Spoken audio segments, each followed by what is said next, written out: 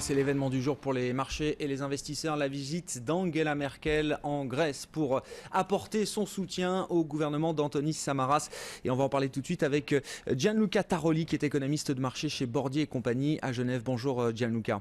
Bonjour. Est-ce que le discours a changé sur la Grèce? On se souvient, et c'était il y a quelques temps seulement, d'un discours assez dur. On parlait de faire sortir la Grèce de la zone euro. Aujourd'hui, là, je vous cite les deux dernières phrases, celle du luxembourgeois Jean-Claude Juncker hier à l'occasion de l'Eurogroupe. Nous soutiendrons la Grèce s'il lui faut plus de temps pour réaliser ses objectifs. Et puis cet après-midi, Mario Draghi, le président de la Banque Centrale Européenne, devant le Parlement européen, qui estime que la Grèce a fait des progrès perceptibles et significatifs.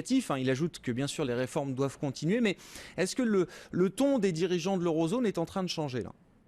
Oui, effectivement, le ton est en train de changer. C'est aussi une prise de conscience que finalement l'austérité à elle seule se révèle insuffisante. Mais surtout, ce qui est important, c'est la reconnaissance des efforts faits par le peuple grec au cours de ces derniers trimestres, de ces 2 dernières années. Et donc, à partir de ce moment-là, gentiment, l'Europe semble enfin être prête à lâcher un petit peu la bride de l'austérité et à permettre à la Grèce, toujours sous condition, c'est important, il faut que ça aille dans les deux sens, sous condition donc d'étaler un petit peu dans le temps pour rétablir ses comptes d'ici 2015. Et d'étaler un petit peu dans le temps et de poursuivre la restructuration de la dette détenue par les États et la Banque Centrale Européenne, même si pour l'instant, de ce côté-là, le discours reste ferme.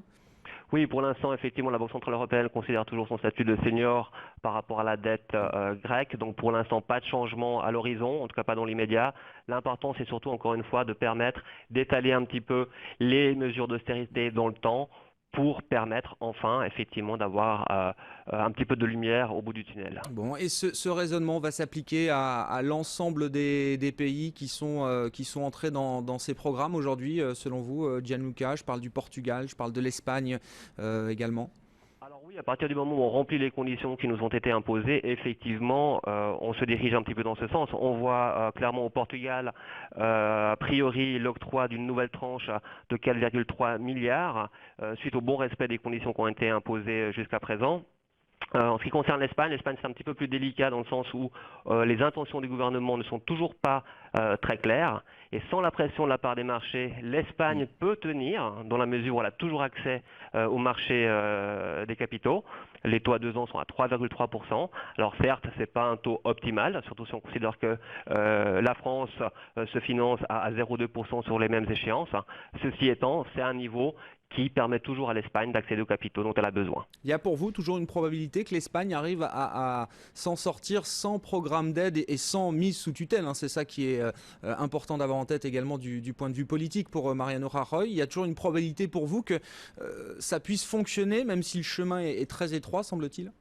Alors, la probabilité n'est pas nulle. Effectivement, l'Espagne est quand même bien engagée dans ses réformes. Et si le marché valide ces réformes et ne pousse pas l'Espagne dans ses retranchements en faisant monter le coût de sa dette, il se pourrait qu'effectivement, dans la durée, l'Espagne puisse continuer ses réformes et se financer à un taux certes supérieur à celui de ses homologues français et allemands, mais de rester effectivement indépendante, on va dire, de la Commission européenne. Bon, il faudrait que pour ça, l'Espagne tienne ses objectifs. Le FMI aujourd'hui en doute dans son dernier rapport. Idem pour la France d'ailleurs. Le FMI nous dit, au regard des hypothèses retenues par la France et de la croissance de 2012, les objectifs 2012 et 2013 ne seront pas atteints.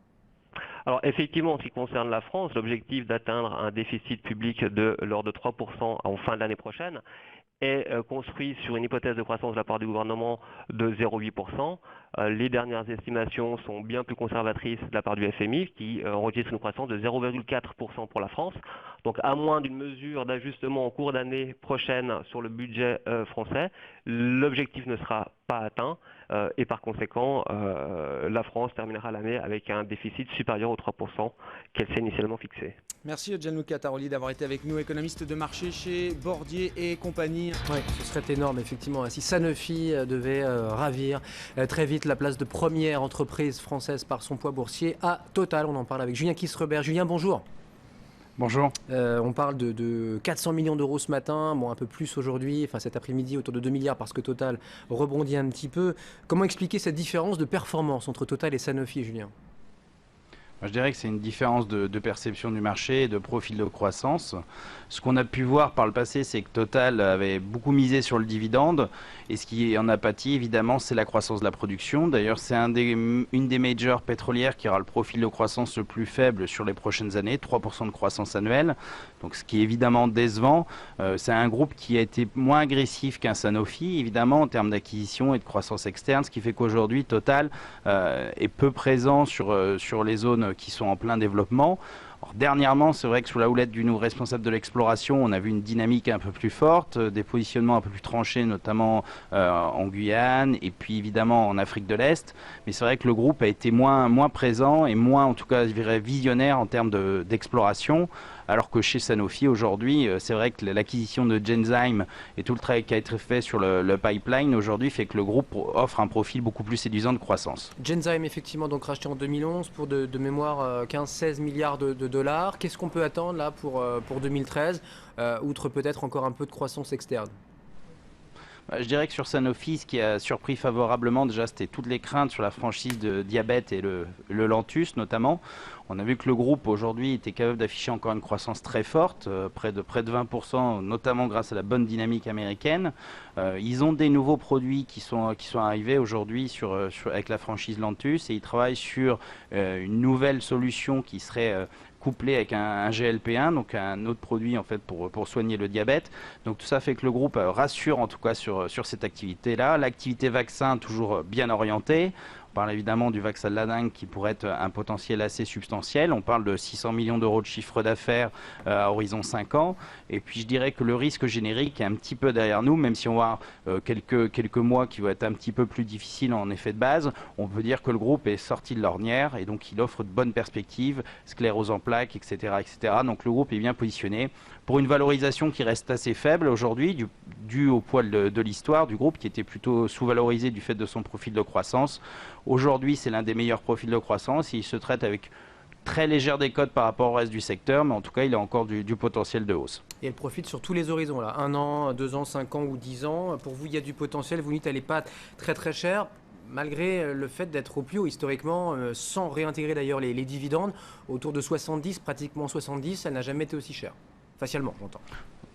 Oui, c'est vrai, maintenant le PER, le fameux Price Earning Ratio du secteur est relativement faible. Et c'est vrai que dans un environnement chahuté, où on cherche des sociétés avec des perspectives de croissance assez solides, et puis aussi un bon dividende, Sanofi rentre de plein pied, je dirais, dans cette philosophie, dans la stratégie pour avoir un petit porteur. Donc effectivement, Sanofi reste une valeur de fonds de portefeuille qui est intéressante, puisque encore une fois, l'histoire et les risques sur le générique sont un petit peu derrière nous, et on voit que le groupe avance en tout cas et dans la bonne direction aujourd'hui. 1 milliard, 1,6 milliard de différence, mais c'est rien du tout. Hein.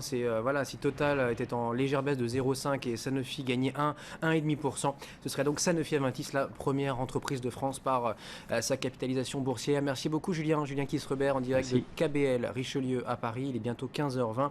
Pas vraiment de tendance à Wall Street, hein, alors que le bal des trimestriels va démarrer ce soir après 22h avec Alcoa.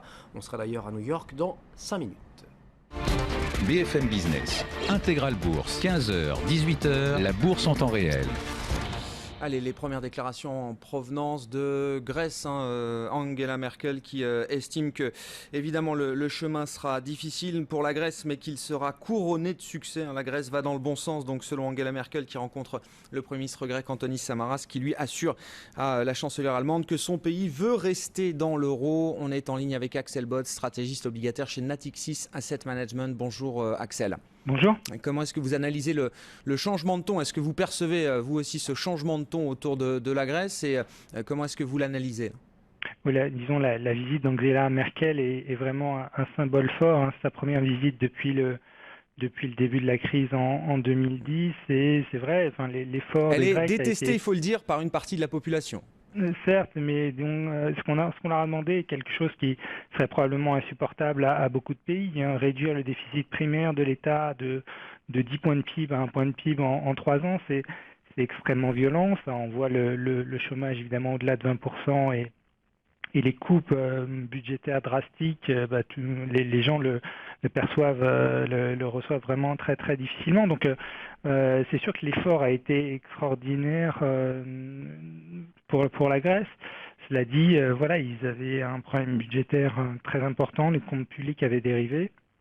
Et l'engagement, enfin le respect des engagements européens demandait qu'on mette de l'ordre dans les finances publiques.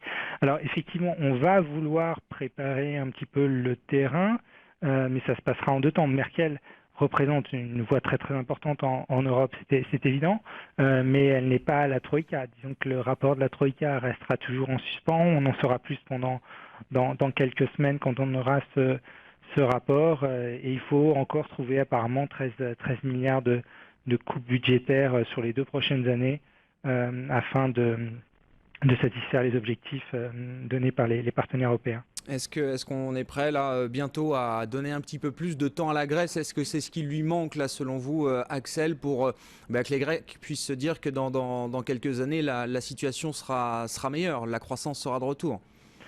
Oui, la croissance sera de retour. Déjà, on cessera de se dégrader à des rythmes incommensurables. Quand le PIB baisse de 6% par an depuis 3 ans, c'est extrêmement violent. Mais là, donc, ils sont assez proches de l'équilibre primaire, puisqu'ils vont avoir un déficit primaire de l'ordre d'un point de PIB. L'année prochaine, a priori, ils auront un petit excédent. Donc là, vous retrouvez un petit peu d'autonomie, c'est-à-dire que le déficit qui reste, c'est uniquement la charge de la dette. Donc la charge de la dette, je pense que c'est quelque chose qu'on peut assez facilement réaménager et donner donc plus de temps pour la Grèce pour revenir à l'équilibre budgétaire global, quoi. On sait qu'il y a encore à peu près 10 milliards de charges d'intérêt qui pèsent. Si on pouvait diminuer les taux d'intérêt une nouvelle fois sur la dette grecque, qui est maintenant essentiellement détenue par les partenaires officiels, ce sera un geste fort qui couronnerait de succès la consolidation budgétaire qu'on voit en Grèce. Et qui couronnerait, on l'imagine aussi, l'atteinte des objectifs. Ça fonctionne toujours dans ce sens-là. Merci beaucoup Axel d'avoir été avec nous. Axel Bott, stratégiste obligataire chez Natixis Asset Management.